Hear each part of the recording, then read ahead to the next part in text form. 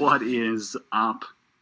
Good morning. World Hockey Report live coming to you on 12-ounce Sports and Zingo TV channel 761. Cody Janzen with you here, hanging out. It is June 24th. Beautiful Wednesday up here in the Great White North. Big show to get to. Plenty of guests as always. We're going to start it off. Adam Ermantrout to talk some Hockey Hall of Fame. Then at 9:20, the man behind the morning skate. We got Big Ked coming on. Talk some Rags. 9:40, it's going to be Roman Vopot on the show. Former NHLer there. Goalie coaches don't get the recognition they deserve. And he brought up two. He brought Mitch Korn and Francois Allaire. What would you, would you be offended if they put in a goalie coach? Because I honestly, if you look at goaltending from 20 years ago, how it's changed to today, they might have made the biggest difference in the game. I'm not to say slap shots, wrist shots haven't changed as much, but goaltending's taken a 360. Welcome to this episode of The Media's Input. I am your host, James A. Paxson. To check out this interview and previous interviews, go to the YouTube channel, James Paxson. Our last interview was with DST podcast host, JT Smelik. Today, we have World Hockey Report podcast host and freelance play-by-play broadcaster, Mr. Cody Janzen. How are we doing, sir? Hey, doing great. Happy to be here. Yeah, it's good. We got a hockey guy on right now, and we're going to be talking some hockey. It's starting up in the next couple weeks here, and it's getting exciting. I think it's going to be awesome to see this many hockey games just in one day, and I'm excited. Oh, it's awesome. I mean, I'm up here in Edmonton too, lucky enough to work at, the radio station that broadcasts all the Oilers games. So it's an exciting time. It's definitely, there's still a little bit of uncertainty with, how things are going to shake out, but I think for the most part, people are excited to get some normalcy back. Do you think there's a high percentage that will start hockey and not finish? That's the question everyone wants to know, right? I'm not going to say I can't see it happening, but I mean, obviously there is that risk that, one of the teams or, multiple teams, players, whatever it is, ends up falling ill. And I mean, we've seen it in soccer before where, causes a big concern.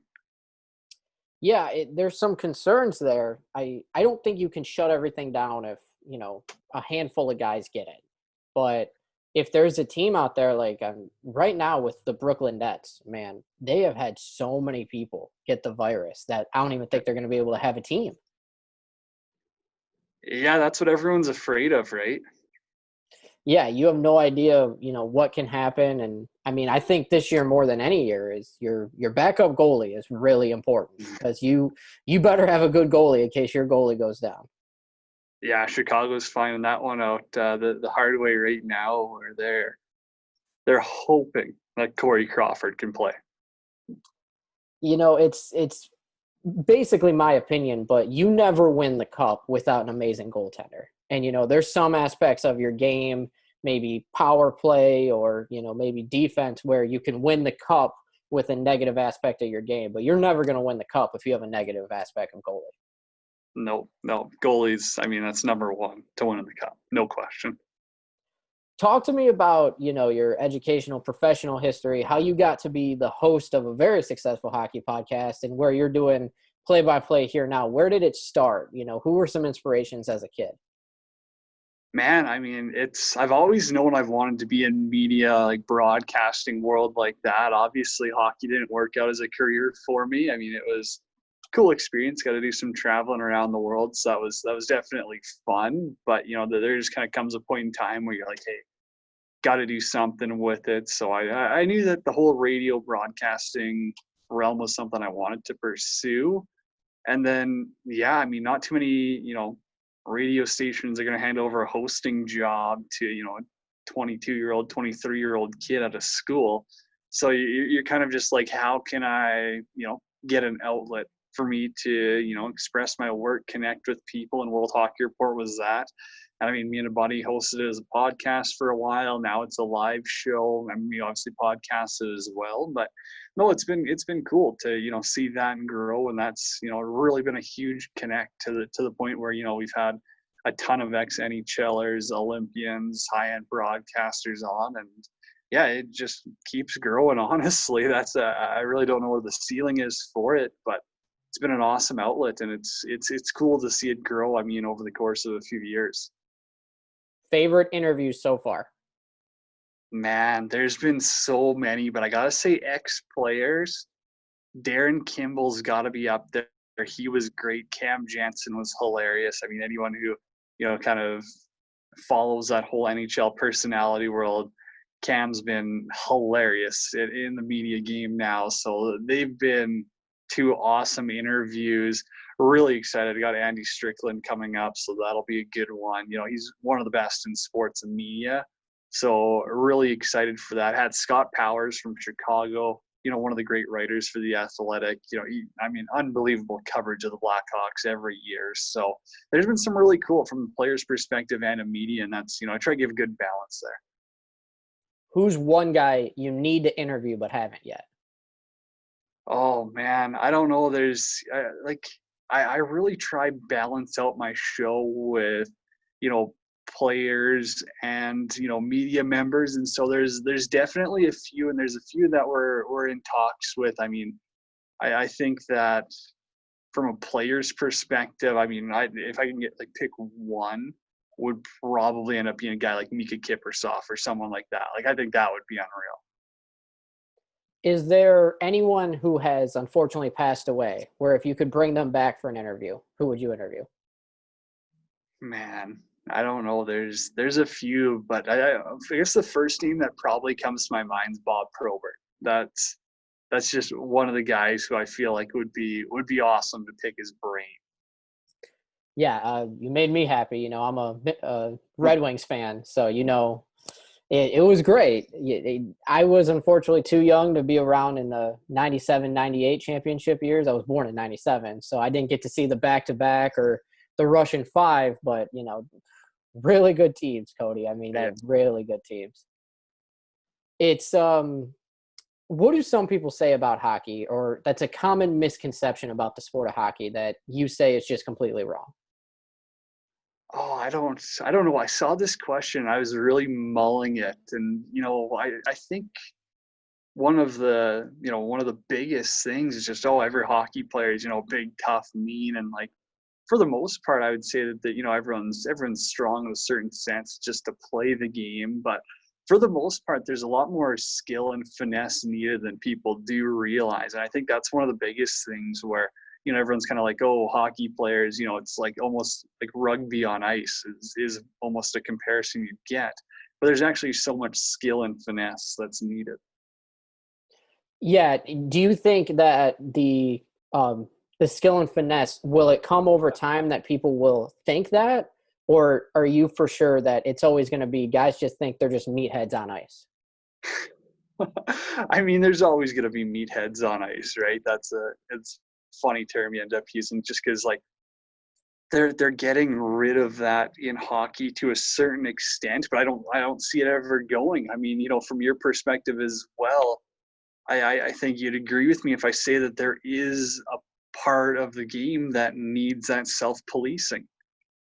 And so it's so hard to predict any sort of evolution in sports, but it sucks. I really enjoyed seeing the last of the enforcers, as I would call it. Your guys like Paul Bissonnette, Cam Janzen, guys who could throw them, but they're also solid hockey players as well.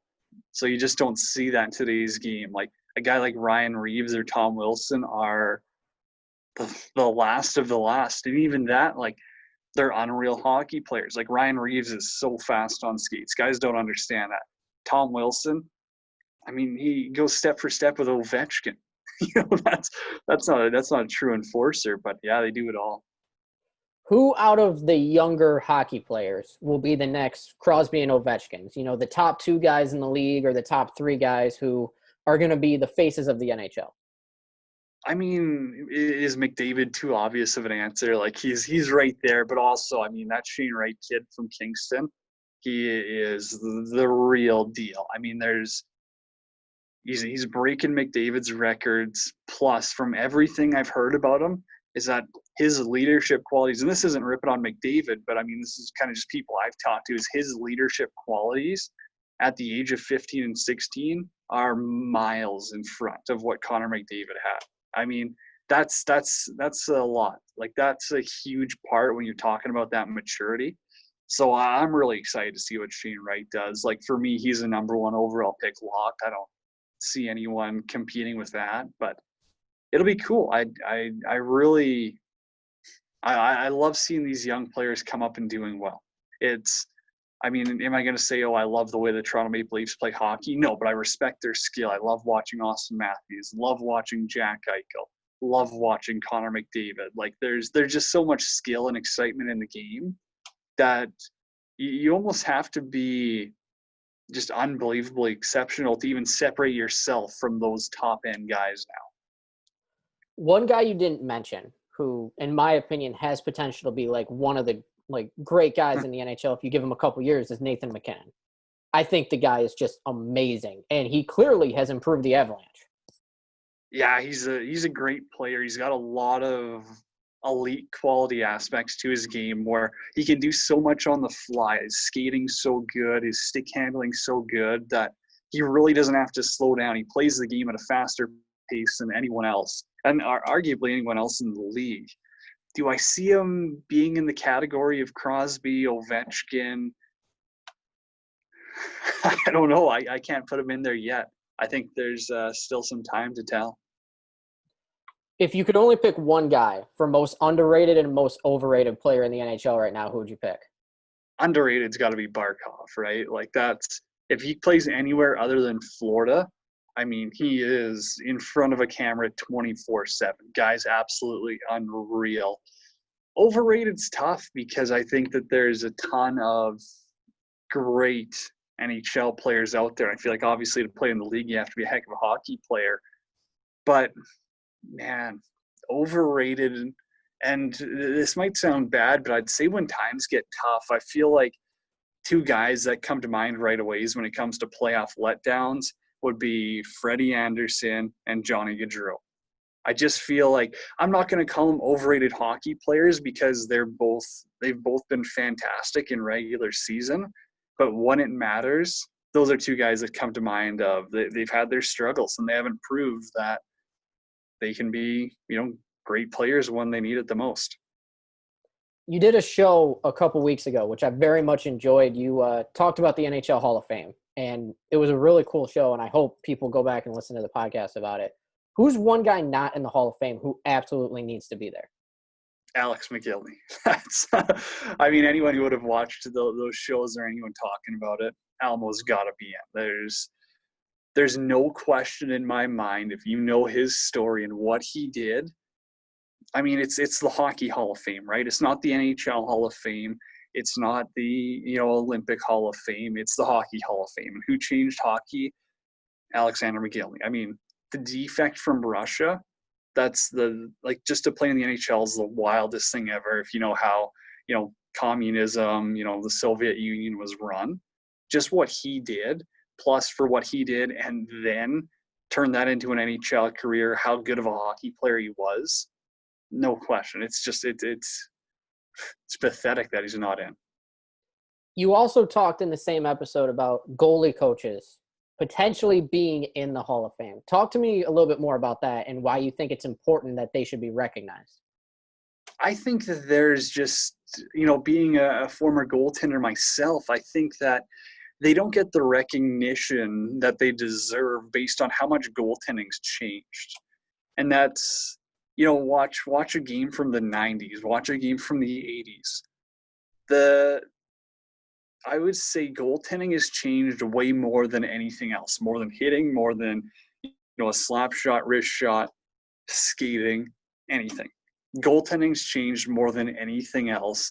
And I mean, I think guys like Francois Allaire definitely deserve a little bit more credit for helping create the butterfly goaltender, helping create, what we see as the most dominant part of hockey. Back in the 80s and 90s, you could go on a playoff run with mediocre goaltending.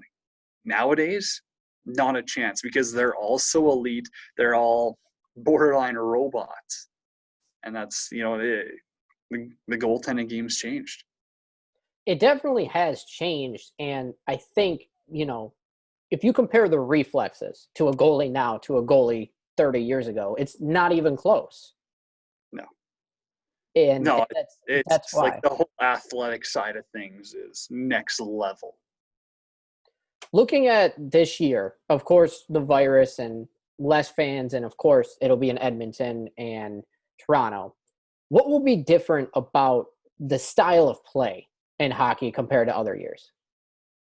I think the biggest thing is going to be at the start, I really questioned the intensity level, but also I think that the speed of the game is going to be so much faster with everyone being healthy. I mean, knock on wood, everyone's healthy. And, there's a lot of fresh legs. There's a lot of, excitement for these guys to get out there. I don't know how sharp they're going to be, but also when I think about it is I think that come the Stanley Cup Finals, Conference Finals, these guys are going to be a lot more tired. I feel like as a player, that extra energy boost you need is walking out of the gate and hearing 20,000 fans going crazy. Plus you include this play-in round, which is happening right before. Plus you include not seeing your families for, what could be months. Like there's a lot of things that add up, which I think will be a very tiresome factor come the Stanley Cup Finals. But I also think that the start's going to be incredible. I mean, if you're to put an asterisk by the Stanley Cup, it's going to be because it's the hardest one ever to win. That's my opinion. Besides the Stanley Cup and any other sport, what's the hardest championship to win? That's a tough one. I mean, I would say the World Series, aside from the fact that I hate that there's no salary cap, I hate that the Dodgers and Yankees always seem to be competitive. But the World Series, like baseball to me, just has that feeling of anything can happen. One swing of the bat, one bad pitch, anything can happen. And I would say the World Series probably second hardest.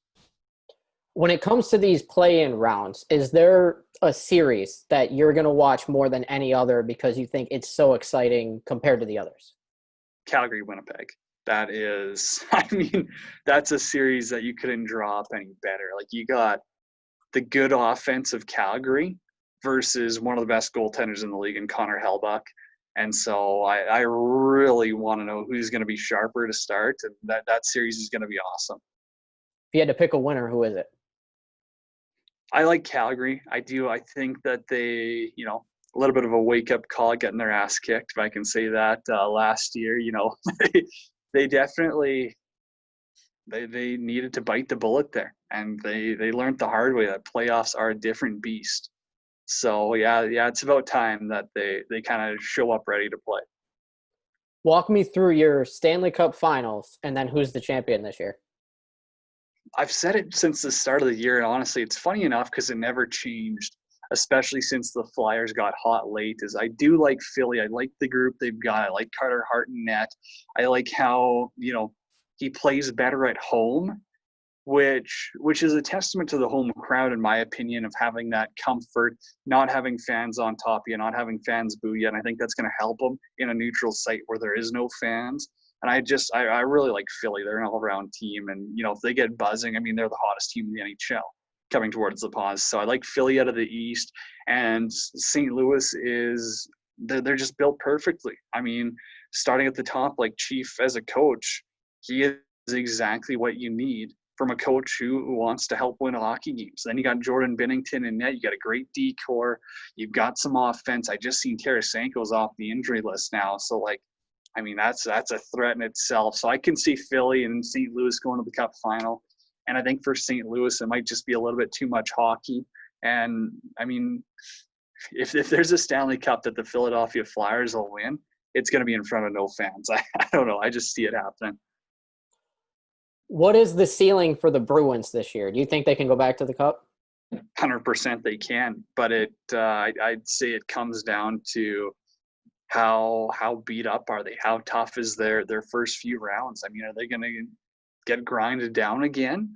Or are they, they could get caught flat-footed. That's one of those teams where I feel like if they don't get out to a hot start, they could be a first-round upset, or they could be going right back to the Cup final. Is this a big upset year or a favorite year? I don't know. I would say a favorite year. I mean, I just have a gut feeling that the upsets seem too obvious, but at the it's still end of the day comes down to who's got the better players, who performs better, and I think the favorites, are there for a reason. Before I ask you about some of the draft prospects, what did you think of the draft? Number one pick goes to be determined. What was your feelings with that? It was perfect for the league. I mean, the league wanted more attention, and they got it. I mean, you couldn't draw it up any better. Yeah, this comes from a place of bitterness. Detroit deserved it. I'm sorry. 100%. 100%. Yeah, there's But no question there. it's more fun, but I don't know if it was like perfect for the league, but it is more fun. You do get more attention, and you get to see who is the number one pick, and they get an amazing player with Alexi. Yeah, it worked out well in their favor. You can definitely say that. Who do you think are the top three prospects? I like Lafreniere at number one. I think that's no question. I think LA goes with Byfield. You've got Anze Kopitar there, who's on the back nine of his career. So you bring in, a young center, huge size, great player. Just have that ability to learn from a guy like Kopitar is huge. And then at number three, I like Stützle. I think that at World Juniors, he was incredible. And he's got the potential to be, a top line forward in the NHL. If you're a GM and you have the number 1, 2, 3, 4 pick, and your big need is defense, do you go with the best talent out there, whether it's a winger or a center, or do you go with the position need? You got to go with the best player on the board. You're gonna regret it if you're drafting off of immediate needs. You're gonna regret that in the long run. I mean, and one thing I would say for that is look at the Edmonton Oilers. Of the past 12 years, every year it's we need scoring. We need some better forwards, so they keep drafting forwards. Meanwhile, they're allowing the most goals in the conference every single year. But what do they keep doing? Keep drafting forwards. You can't draft for what you need immediately. You got to take the best players on the board and then go and build your team. Does that change if you have the 10th pick? No, I don't think so. I think when you're there, maybe if it's drafting a goaltender, but yeah, I would say you still got to go with who's the best on the board. You could change anything about the sport, to make the NHL better. What would you do? Wouldn't change a thing. I think that hockey is one of the best games in the world for, they've been very innovative with some of the rules. I mean, you think about the trapezoid behind the net. You think about taking away two-line passing or the red line, things like that. I think the NHL has just done a great job in general. Personally, who has been your favorite hockey player ever? I mean, I brought up Mika Kiprusoff as an interviewee. Like, I'd love to have him on. And so growing up, he was definitely, a guy who I just thought the world of. I thought he was, unbelievable. It was so cool that, a Finnish goaltender was really just, taking over the NHL and being a stud on some pretty mediocre hockey teams. Where would you rank him as best goalies of all time? I don't even know if he gets into the top 10, but, he had some pretty incredible runs. He really had some great runs. And I think consistency-wise, he's got to be up there. But, yeah, I mean, his resume really doesn't show it. No cups. I put a lot of base on that. Winning a Stanley Cup is huge. That's the ultimate goal. Where can people follow you on social media and hear the show live and in podcast form? Yeah, I'm on Twitter at Janner31. World Hockey Report's on Twitter at World Hockey RPT, live every Wednesday, 9 to 10 Mountain Standard Time in the mornings on 12 Ounce Sports. So it goes through Twitter, Facebook, YouTube, Zingo TV, all of those platforms there. You can find us. I mean, definitely we're trying to expand content-wise. We got a lot of cool interviews actually coming up this month and before the playoffs starts. So there's definitely big things in the works. Is there any interview you're looking forward to more than others? Oh, I mean, I got Andy Strickland coming up. That's going to be awesome to pick his brain. Robbie Shrimp's going to be coming on. He kind of popped off after his Spit and Chicklets interviews. So there's, I'd say that's for one player, one media member. That's going to make for a great show. And where can people hear it in podcast form? iTunes. I mean, it goes everywhere. iTunes, Spotify, Google, podcasts, pretty much everywhere Anchor sends it. Awesome. Thank you very much, Cody. To check out this interview and previous interviews, go to the YouTube channel, James Paxson. As always, thank you to Mr. Cody Janzen. My man, appreciate it. Awesome.